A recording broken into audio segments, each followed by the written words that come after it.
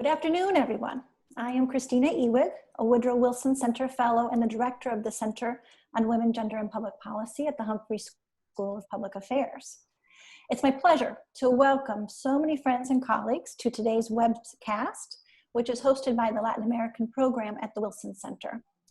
Today's webcast is focused on the impact of COVID-19 on gender disparities in Latin America. Observers of this pandemic have noted worldwide that the COVID-19 virus has not been an equal opportunity virus. Instead, it preys on inequality, both in its epidemiological and its social impacts. In other words, those individuals that have already faced societal inequalities in the pre-COVID-19 period have felt the effects of COVID-19 the most. Today, in this webcast, we focus on the impact of COVID-19 on gender inequalities in Latin America. Gender inequalities in the Latin American region appear to have been exacerbated by the coronavirus. And because gender inequalities intersect with other forms of inequality, like ethnicity and economic status, women and men across the region are experiencing these disparities to different degrees and in different ways. Three areas that we are seeing profound impacts of the COVID-19 pandemic on gender disparities are economic inequality, responsibilities for care work, and gender-based violence. On the economic front, according to UN Women, 126 million women in Latin America work in the informal economy, which is the sector that is most impacted by the lockdowns across the region. Meanwhile, in the formal economy, the sectors most hit by the pandemic employ a majority of women, notably the hospitality and food industries. Likewise, 75% of health workers that are active on the front lines are women. When it comes to care work, we know that a lack of child and elder care supports prior to the pandemic were a major obstacle, especially in low-income women's economic advancement. That's because men have not shared evenly in these care responsibilities, and employers and the state have not provided supports. Meanwhile, better off women have had the ability to buy care supports. Closures of schools during the pandemic, among other measures, have exacerbated these disparities in care work responsibilities, both within families and possibly across economic strata. Finally, government lockdowns appear to have led to a rise in violence against women. Stress levels have risen as family members are confined together, and quarantines provide fewer opportunities for victims of family violence to safely seek help. I am joined today in our webcast by Cindy Arnson, who is the director of the Latin America program at the Wilson Center, and we will both be moderating the event today. We are privileged to have three leading experts on gender relations in Latin America join us. I'll introduce them now in the order in which they will speak. First, we have Claudia Piras, lead social development economist at the Inter-American Development Bank in Washington, D.C. Claudia has long analyzed women in the Latin American labor market, and she will give us her view on the gendered economic impact of COVID-19. Then we will hear from Karina Battiani, who is currently the Executive Secretary of the Latin American Council of Social Sciences and is a professor of sociology at the University of the Republic in Uruguay.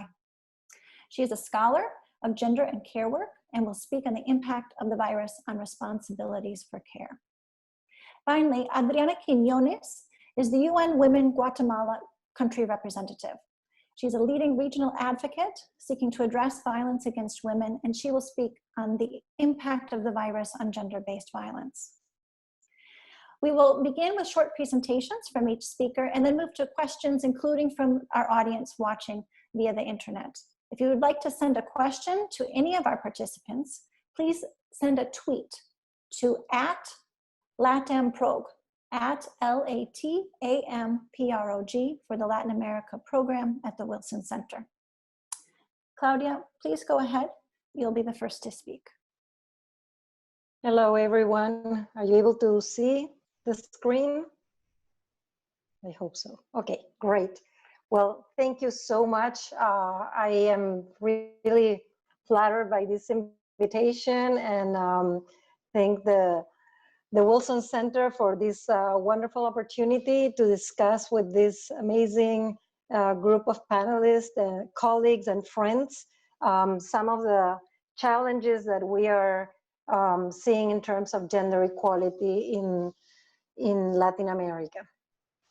So I will start with the following, and in a way it's similar to what Christina just introduced. And what I want you to remember, if there is one message that I want you to take away from my presentation, is precisely the following. Labor market impacts on the crisis are highly unequal, and they will be exacerbating previous pre-existing gender inequalities.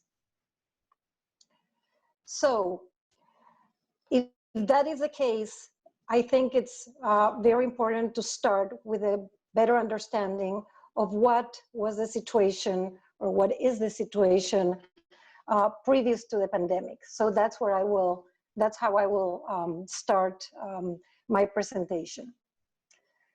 So if you see this graph in which I show the female labor force participation in Latin America from 1992 to 2012, you can see, and even from before, that during the second half of the 20th century, female labor force participation had increased steadily in the region.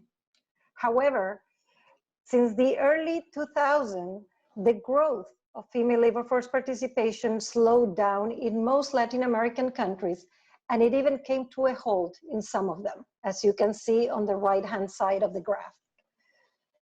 Since the gap between the labor participation rate of men and women is still significantly high, about 24 percentage points, colleagues at the IDB and at CEDLAS in Argentina have been exploring what are the drivers that could be behind this slow of growth in labor force participation of women. So in order to do that, they separated the factors or determinants into basically two groups. The first one are those that depend on individual decisions and preferences, such as education, fertility, marriage, etc. And the second one are those that are out of the individual control. For example, the macroeconomic conditions, the returns of the labor market, the household infrastructure or health infrastructure, and most importantly, cultural factors, and more important for the conversation we're going to have today, public policies. So, taking all these factors into account, the authors analyze the situation of the region, and they argue that the main factor explaining the slowdown of female labor force participation in the economic expansion of the region experienced in the 2000s was the economic expansion that the region went through. So what I want you to highlight from this research are two main findings that I believe are very relevant for the conversation we're going to have today.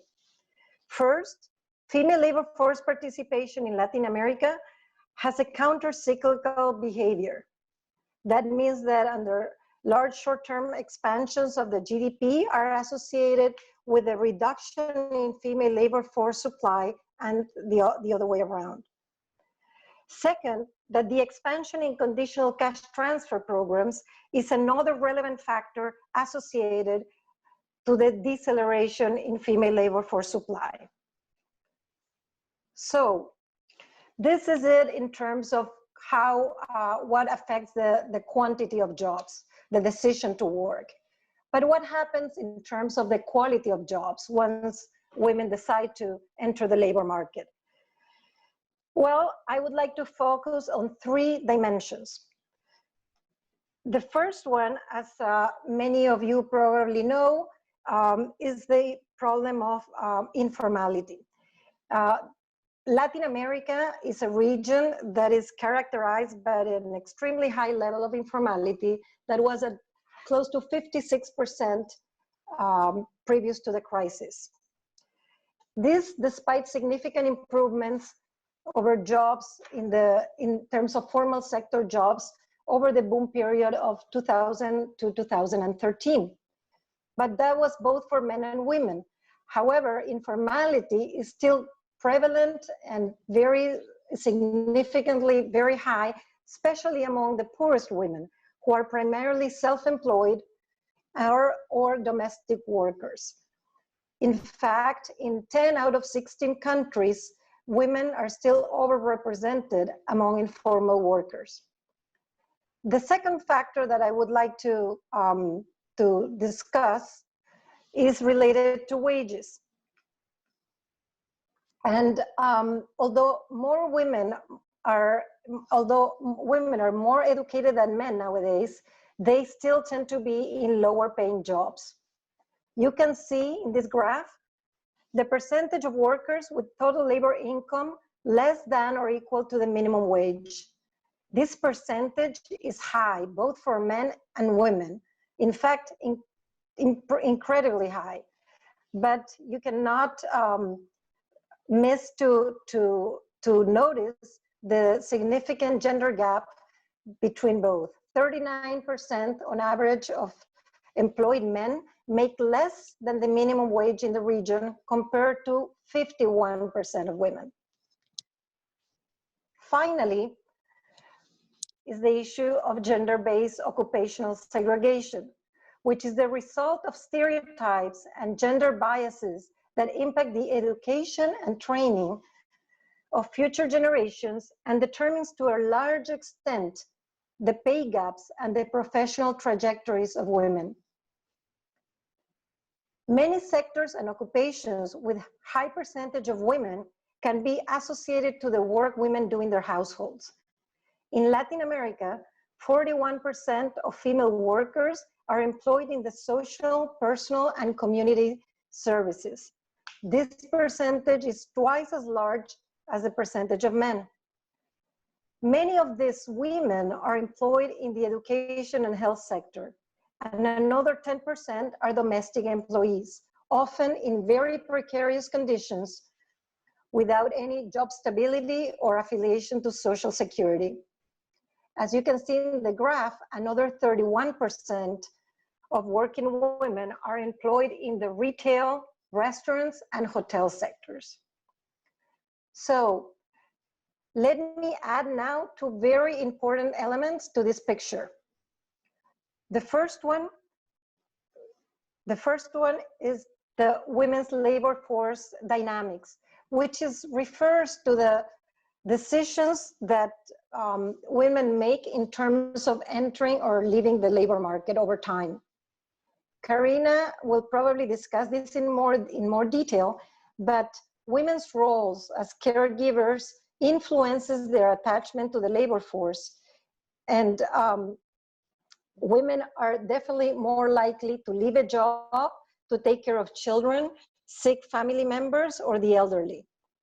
These transitions in and out of the labor force imply that they contribute less to their pensions and have less tenures in their jobs. In fact, I just look at that number, and on average, women have 2 years less of accumulated tenure in their last job than men. The second element that I want to highlight is our gender norms, because these are a huge determinant on the situation of women in the labor market.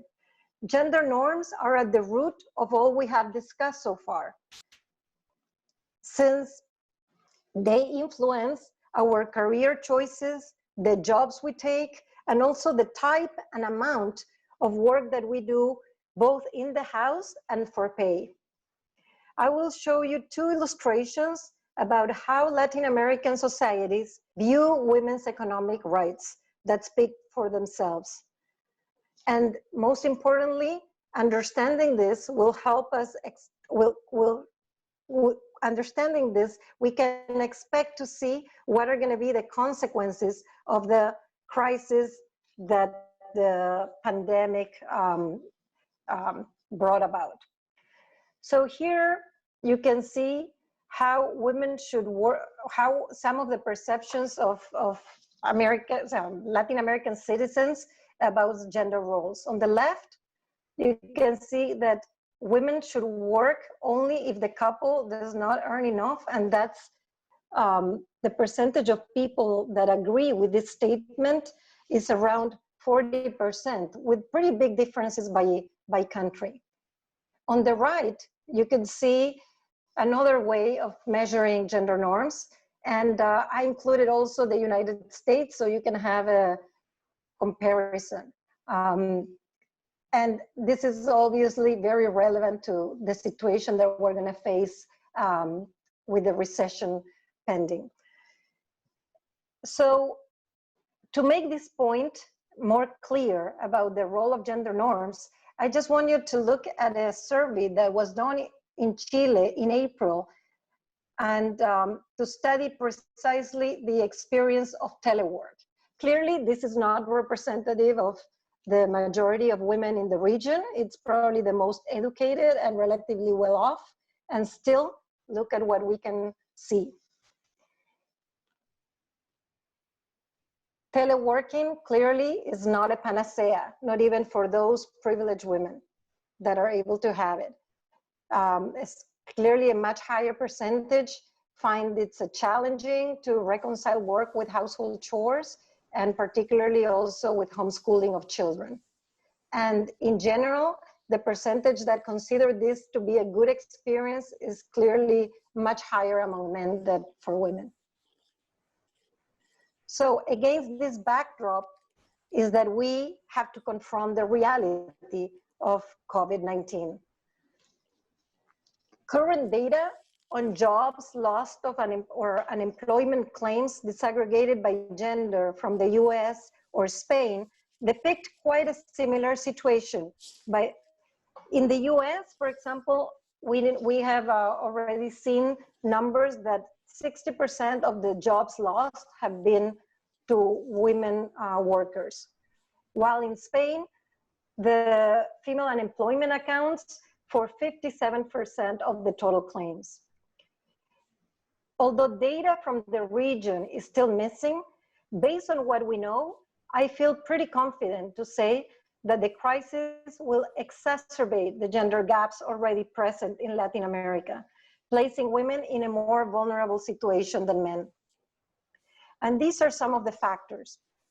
On the demand side, we'll see that the impact of the recession on female labor force participation will depend on how severely affected the sectors and firms where most women work are.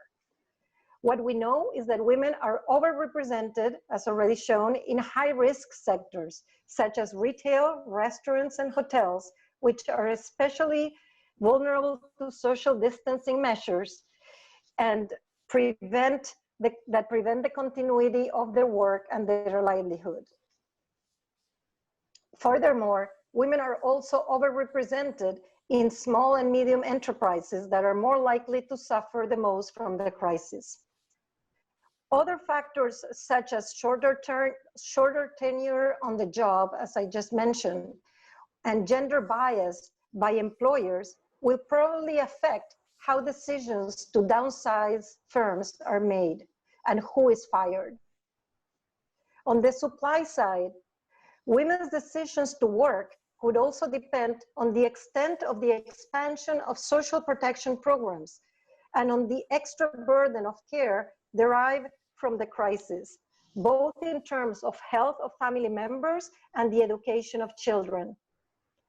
The decisions about reopening of schools will certainly play a big role too.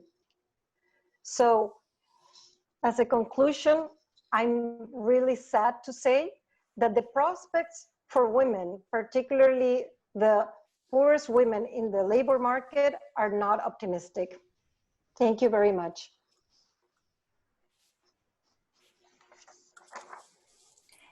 Thank you so much, Claudia. That was really useful information, some troubling trends there, and we look forward to further information as it develops in the region. We'll now turn to Karina to talk about care work.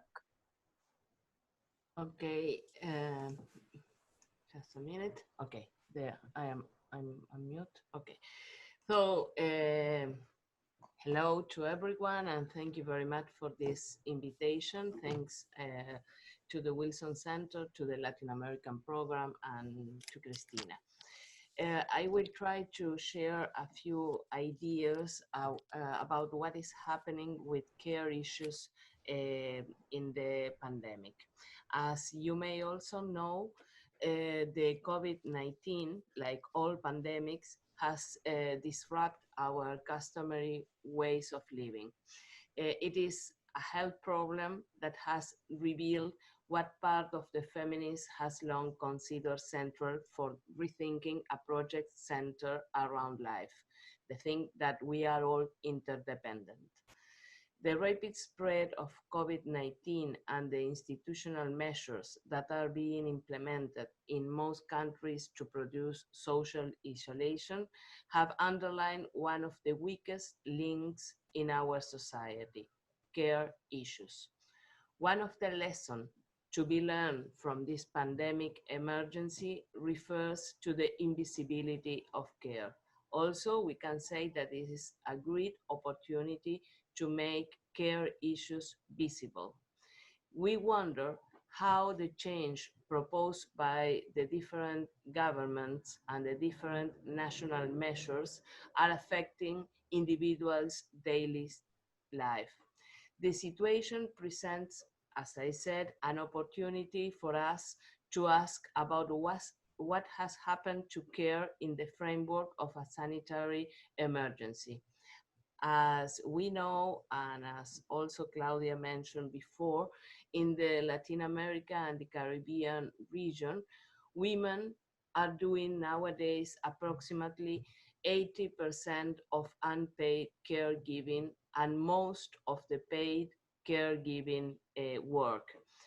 A large part of the total care, therefore, is provided by women.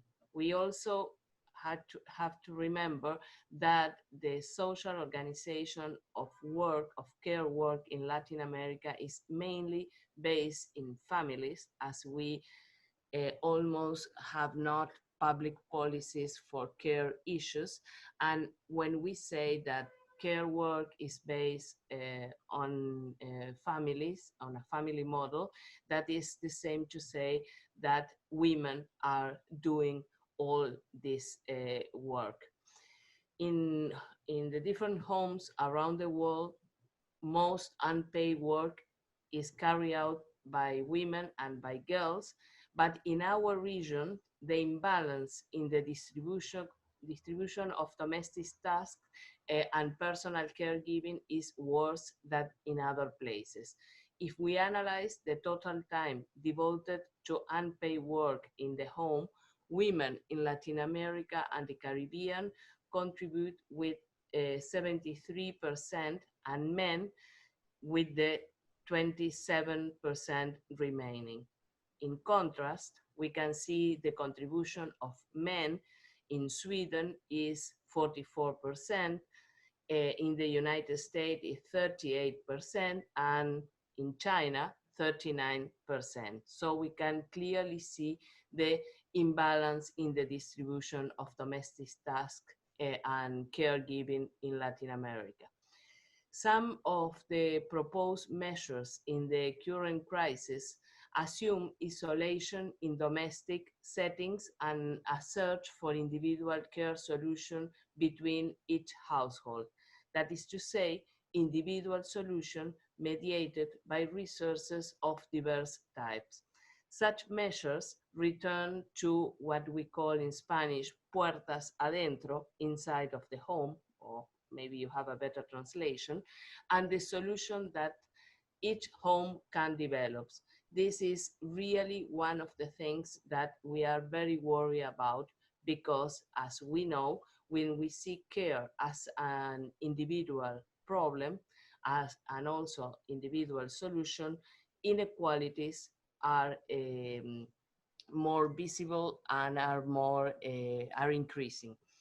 The need also the need to close all educational and caregiving establishment in almost all the countries in Latin America has revealed that nowadays work days are not compatible with the care of children, teenagers, and also dependent adults. if we consider the supervision of children's schoolwork at home is being done in the households in Latin America, the amount of unpaid caregiving at home increased exponentially. Now, women, mothers, are also the teachers. According to the figures from the International Labor Organization, as Claudia said before, 126 million women, that is almost half of the female population in Latin America, perform informal work. These statistics translate into outcomes that include employment instability, low incomes, and the absence of essential mechanisms of protection in a crisis such as the one we are currently experiencing. Many countries in the region register extremely high levels of informal work. For instance, in Bolivia, in Guatemala, and Peru, 83% of all women have informal employment with no type of social security coverage or protection provided by labor legislation. In the region as a whole, almost 40% of working women are employed in commerce, restaurants, hotels, and domestic work. In this economic crisis that we are facing due to the health emergency, these sectors are the most affected and the jobs they contain are the least protected. So we ask, how can these women possibly stay at home? Is stay at home really a solution for these women? How can these women possibly remain in their productive role if their dependents are confined at home? Another question is, are we romanticizing the solution to be confined at home? To solve the care crisis, we really need a new idea of public administration that understands that interdependence is part of community life. The solution is really not simple because we need a more equal distribution of caregiving between men and women, but also we need that the state takes this into account with public policy. And also we need to recognize the community level as a care provider. So this emergency really draws new attention to the issue of social organization of care. We really must, in addition to support all measures and actions that emphasize people rather than the market in dealing with the pandemic, we really must be able to implement and emphasize on care and not in the market as the central organizing axis of community life. The crisis has made manifest that now is the time to begin thinking about new forms of social organization in general, but with particular preoccupation on the social organization of care, because these really play a central role. The crisis of care will have another and no lesser consequence: the difficulty for women to join or to continue in the workplace under the same conditions as men. Taking into account that the greatest economic repercussion of this emergency will be suffered by unprotected, informal workers who work by the day, we can affirm that the pandemic will probably make women poor and more vulnerable. We have seen this outcome before in situations involving natural disaster here in Latin America. How will the state approach the consequence of the loss of employment given the overwhelming need for care? What measures can be implemented by the state, by companies, and by workers to promote co-responsibility in domestic work and care in a situation of confinement at home. The only total and maybe effective response to national crisis is provided by universal, public and free institutions in common and collective location. Yet, in the current situation of alarm, governments in general have called on individual responsibility to deal with a structural crisis, revealing the fragilities of public system for serving dependent individuals.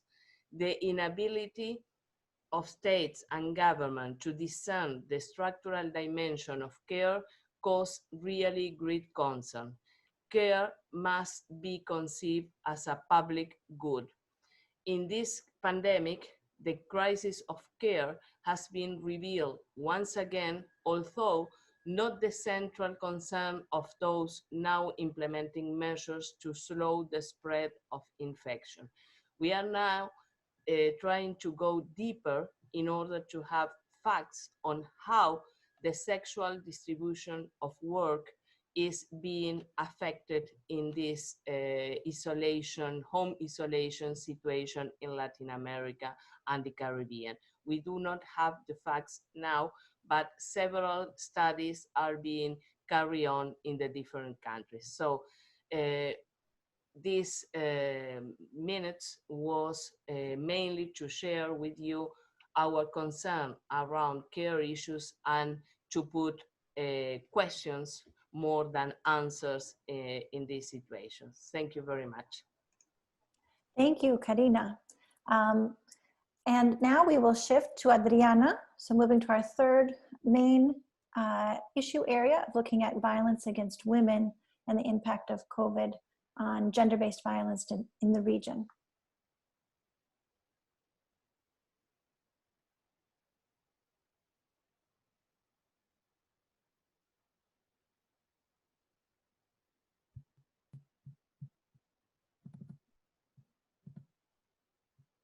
Okay, thank you very much. Can you hear me? Can you see the presentation? So thank you, first of all, thank you very much for this invitation. It's a great honor to be joining friends and colleagues, mentors that I have worked with for the last 20 years, both at the Woodrow Wilson and at the Inter-American Development Bank. I would like to start by talking about where we were before COVID-19 in terms of ending violence against women in the Latin American region. First of all, we have a lack of implementation of specialized laws to prevent and eradicate violence against women and girls. Only half of the countries in the region have legislation specialized on femicide, and we have only second-generation legislation in 20 countries of the region. We're still struggling with the definitions of violence, even political violence, violence against women in positions of power. And that's something that's very important to determine the crimes, to make sure that there's no impunity that creates a society that tolerates this kind of violence. Related to that, of how the crimes are defined in the legislation, comes the data collection.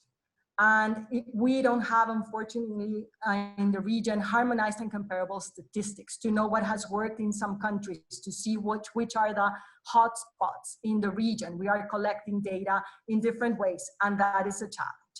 There's a lack of procedures for protocols and investigations that put women at the center, that are not blaming the victim, but that are studying, for example, the previous history of violence, the reports that the woman made, so that we can act quickly before it's too late to prevent any femicide and other forms of violence. There are structural violence and barriers for indigenous women, women with disabilities, migrants, that cannot necessarily have access to services provided by the state. There is limited abilities with languages. There is limited sensibility to many of the challenges that women face, and that prevents them from reporting So we know there's underreporting on this very important issue. There are weakened institutional mechanisms in some countries for the advancement of women's rights, but in some other countries, we have seen the strengthening of women's ministries, which is great news because a strong ministry of women is the one to coordinate justice, health, education, social services to support women in a situation of violence. Also, social norms that naturalize and tolerate violence against women and girls, we need to still address. There's very limited investment on primary prevention, and we see it all every day on TV, victim blaming, making sure that the violence against women is conveyed in the most horrific way, making women more and more the victims instead of looking at where the aggressors are and what their attitudes and behaviors are. There are also gender stereotypes in the justice system and other institutions that increase impunity for these crimes. So just to mention a little bit about the trends and emerging data at country level, in New Mexico, there has been increased reporting by 30%. Before COVID, there were 2 or 3 cases of sexual violence reported every day, but now we're seeing 5 cases a day. In countries like Guatemala, we saw at the beginning of the confinement, 34% a drop in the reports, but now it's picking up again. We're seeing from 5 rapes a day, we're seeing 11 rapes reported, 5 to 6 missing women when before there were 3, so it's doubled. 7 femicides since the lockdown, but the public prosecutor's office has informed us of an increasing number of suicides. And this is an area of great concern because many of the suicides we know have happened by an intimate partner and not necessarily by women. In Colombia, 12 women were killed from March 5th to April 4th. The reports on domestic violence increased by 51%. The same in Brazil, in Rio de Janeiro. In Bolivia, we have 1,200 cases of violence reported, increased in cases of rape. We see some drops in the reporting, but we see an increase in the helplines, in calls to help helplines by 60% in the case of Chile. So it's important to see how the countries are collecting this data, and definitely this is an issue that has been addressed by all governments. This is great news because it's now in the public agenda. But we need to look at this violence within the context of inequalities and discrimination against women and girls before COVID in all areas, because violence against women ends up being a manifestation of all the different forms of discrimination against women and girls. We have almost 30% of women in the region who do not have a source of income of their own. Think about that in a situation of violence where someone cannot leave their partner because they cannot have the means for survival for them and their kids. There's 34% the gap of the labor force participation between women and men with primary education. So it's a huge difference. There's a 23% gap in the labor market participation between women and men in urban areas. As we saw before, 41% of women are dedicated exclusively to unpaid work, care of children, dependents, and domestic labor volunteering. And on average, women are spending 46 hours a week, a full schedule of work on unpaid work before COVID. So what are we seeing? Essential services are being compromised, especially access to sexual and reproductive health care, because all the resources are going to the COVID cases. We see a lot of requests for support from women for alimony and child support obligations that are now being used to blackmail women back into violent relations. We all know the effort that it takes to leave an abusive relationship, and these kinds of situations put women in a very vulnerable position. The loss of incomes as a result of unemployment, the lack of social security protection, and we're starting to see this, as Claudia was saying, exacerbated. Domestic workers not having the minimum salary, the minimum social protections are the ones to be the first ones either to be fired from their jobs or the ones to be requested to work more than the hours that are legally available for work. Online violence against women is also increasing, and also the reports of violence committed by members of the police or the armed forces. In countries like Guatemala or Colombia, who have undergone an armed conflict, the situation of confinement brings back the memories of abuses by the military, of a position of vulnerability where women and girls cannot be protected.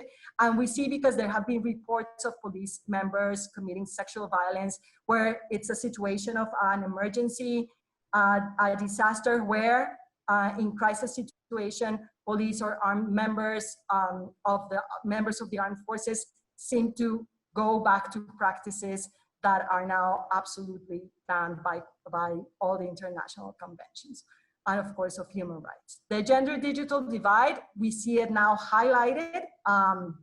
It has increased the barriers for women to be able to seek help.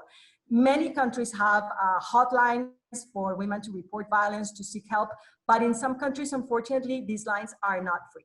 So by now, when women are in need of supporting their families with their basic needs, and there's a very big crisis of food security, having a cell phone, it's a luxury, and they are not being able to communicate with the authorities to seek support. So some of the examples of the responses to address violence against women and girls from governments are great news. In Guatemala, both the president and the vice president in public announcements said for the first time that violence against women and girls was not going to be tolerated during the confinement. There's a continuity of access to specialized courts. The courts are specializing especially on femicide, automatic extension of active protection and security measures for violence against women survivors. There's a protocol in Uruguay for health personnel to detect and direct cases of violence against women towards the judiciary and other institutions. And in Mexico, services for violence against women have been considered essential and continue to work nationwide. In all countries, we see women's organizations having been at the forefront of their response efforts, continuing to offer guidance and support to survivors, conducting advocacy and engagement with different actors. But we are concerned about the return of victim language, because we are making violence against women so visible and so important in the public agenda of the COVID crisis. We need to make sure that we are referring to women as agents of change, as agents in charge of the reconstruction of what we call building back better. And therefore, I wanted to share some recommendations for actions. The first one is to ensure women's participation in decision-making processes at the national response strategies are at the center. Women, again, as agents of change, as agents of constructing something in a new way, as Karina was saying, not victims of violence against women. This is one of the main conquests of the women's rights movement, of the legislation, of public policies, and we need to make sure that women are back after this crisis as the actors of reconstruction and change. Secondly, we need to ensure that the needs of women and girls are included in the national response, mitigating the economic impact of the lockdown in early economic recovery plans, because a woman in a situation of violence needs first to be able to leave that situation. Allocate additional resources and include measures to address inequalities, so affirmative actions. We cannot just now look at all persons the same way. We need to make sure we understand the different positions where they're at, so that they can be able to rebuild their lives with affirmative actions, with women-centered programs, ensuring that we collect sex-segregated data. It has been so important to be able to look back at the differentiated effects of the Ebola crisis and Zika to understand how we can better support women. And this is why violence against women has come as such a prominent topic in the pandemic, because we learned that during those crises, women suffered a lot of violence. And finally, to ensure support for grassroots women's organizations, they are at the forefront. They are saving women's lives. Many times they are invisible to the public eye. They are highly underfunded, but we need, because of the gravity of this crisis, to join forces, to come together and have a place for everyone at the table. So with that, I will finish. Thank you very much for this opportunity. Thank you, Adriana. Thank you to all three, Claudia, Karina, and Adriana, for three excellent presentations to start off our conversation. I want to remind everybody who is watching that they can send a tweet to @LatAmProg for any questions to our speakers today. I think I was struck by the fact that all three of these areas are so intertwined, and the speakers really brought that out. To begin our conversation, I'm going to hand the baton over to my colleague, Cindy Arneson, to start us off. Thanks, Christina. And again, thanks to all three of you. My question has to do with any evidence that you have seen thus far that in the response that governments across the region are striving to make, and also the response that international financial institutions such as the IDB might be trying to make, that these gender disparities are being taken into account, both the disproportionate number of women in the informal labor market, the impact of gender-based violence, the predominance of women's labor devoted to care. Whether, and maybe that's a question, Adriana, in your presentation, you indicated some of the initiatives that governments had taken to recognize the importance of legislation and legal norms covering gender-based violence. I was surprised to see Mexico featured, given the rampant epidemic of femicides in Mexico and the lack of an adequate response. But I guess I would start out by saying, as governments have tried to immediately implement these programs for providing cash payments, for subsidizing, preventing hunger, whether you have seen as part of the response thus far any sensitivity to gender issues. And that can be for anyone. Claudia, I'm also curious as to how this is featuring, given the prominent role that the IDB and other IFIs have been taken in the response. Yes, I can start. Thank you so much, Cynthia, for a very good question. I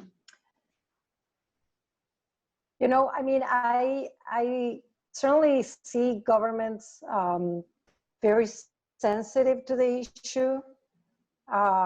They seem to be acknowledging the vulnerabilities that particularly women will confront.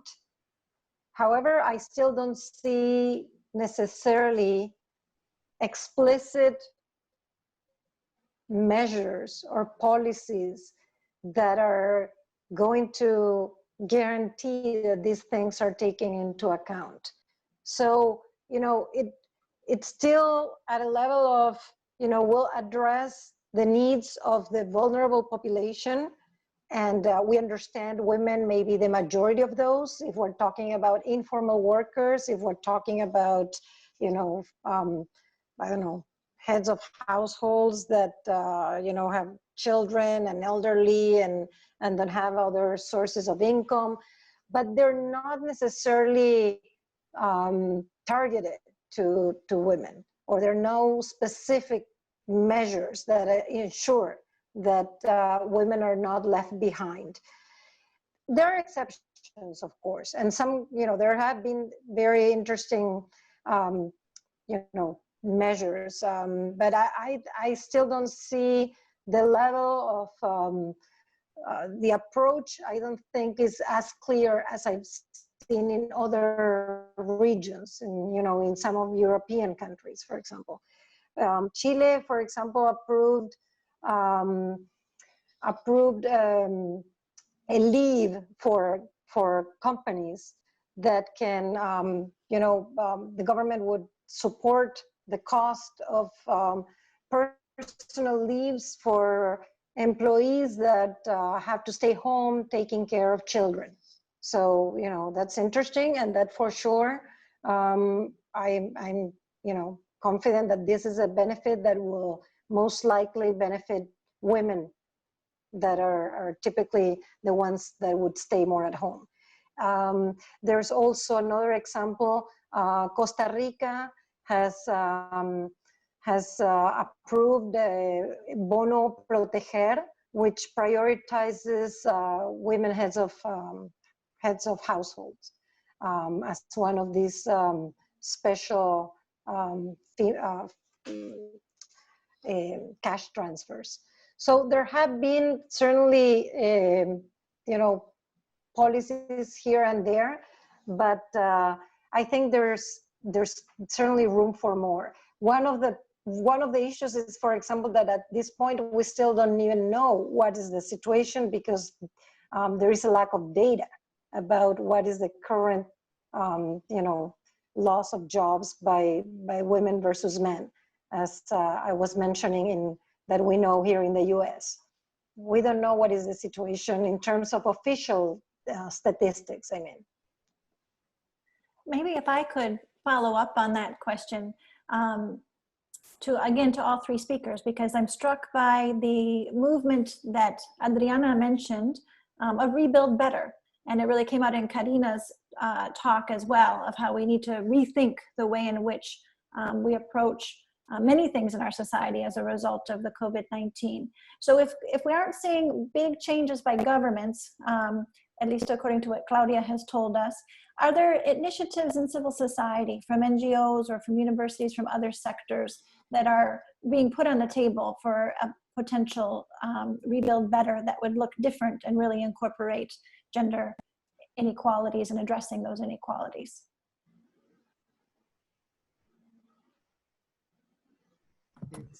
Maybe So I can answer. Sorry. Yeah, go ahead. Okay, thank you. So I would just like to share that for each country, the UN system is looking at a socioeconomic study of the impacts of COVID-19. And in that regard, we are working as UN Women to make sure we include women at the center, collecting data, understand the different impacts, so that financial institutions can support us in building back better. I see, for example, in Central America, a lot of initiatives of social auditing.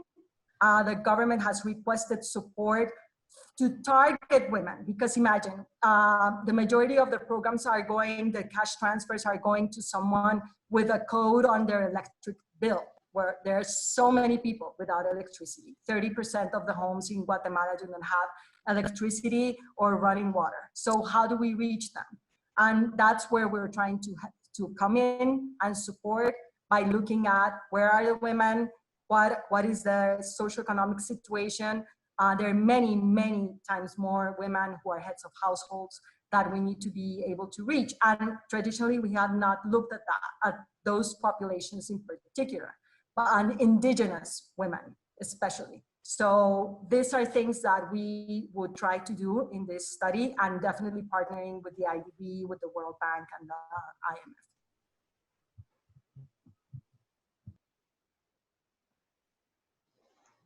Sorry, maybe I just want to add that regarding care issues, the answer is very easy, because the answer is no. In most of the countries, we do not see any specific measures in order to address care issues in the pandemic, or no specific target policy to care issues. We are supposed to stay at home, we are supposed to work if you can at home, but there are no specific measures for women or for men in order to provide care. Another thing is that the different measures that are being implemented in the country do not include care as a central issue for gender equality. When we see what politicians are saying about this topic, they consider care as care issues and the problems for women with care issues like a side effect, a collateral effect, but they are not implementing any special measure. Great. We have a couple questions, but I think we're almost out of time. So we'll take a question from Alejandra Argueta from IJM, which I think is International Justice Missions. What about special police or prosecution units that are handling violence against women and girls? What needs to be done to equip justice systems to respond to the increase in gender-based violence? Adriana, that's probably a question for you. And we'll come back if we can, final 30 seconds to each of you for a final remark. Go ahead, Adriana. Yes, so it's a very dire situation, because the truth is the police, the justice system do not have the minimum equipment in many countries to operate. They are working at half capacity. They are scared, of course, for their health. And we see that majority of countries, of course, were not prepared to have this kind of situation and not be able to work under normal circumstances. So even though a lot of the support is usually technical to make sure that women are placed at the center, that there's no blaming, that there are human rights that are respected, now the majority of the support is going to have to go to masks, to special uniforms, so that these institutions can do their work. And we're not necessarily seeing a focus on strengthening institutions, because everything's now focused on the response from the health sector. So yes, definitely something that needs to be looked at. Great. Final comment, or Claudia, Karina, Christina, anybody want to make one final remark in the time remaining? I would just briefly thank again everyone for this very interesting discussion, and would like to highlight that honestly the perspectives are pretty bleak for lower income women. And I think, you know, as it was mentioned, unless governments take much more decisive action and go beyond the rhetoric and really put forward policies targeting these particular groups of women that are really already were in very dire circumstances, we're going to see a you know, pretty bad backlash, and it's really sad what we could be facing after many years of progress in terms of women economic empowerment. So just say that really care is a central issue for gender equality, and maybe this crisis is an opportunity to make it visible, more visible, and also to take action, because if we do not advance in public policy for care issues, we will never have gender equality in the region. Maybe we can stay with this crisis as a big opportunity to change things. Thank you very much. Thanks again to all of you. Christina, do you want to add a final word? I will just say thank you to all three of our speakers. It's been a really great conversation. I think there are a lot more questions that people have, that I certainly have, but we can hopefully keep the conversation going over Twitter or other forums. It seems to me the final message here is that there really is a need for greater thinking about ways forward to create that rebuild better that we would all like to see happen in the region. Great, thanks again to everybody. A reminder to you as well as to our audience that this video will be on our website on the event page, along with the really informative PowerPoint presentations of Claudia and Adriana. So thank you again for joining us. Signing off. Signing off, thank you. Ciao. Thank you. Bye.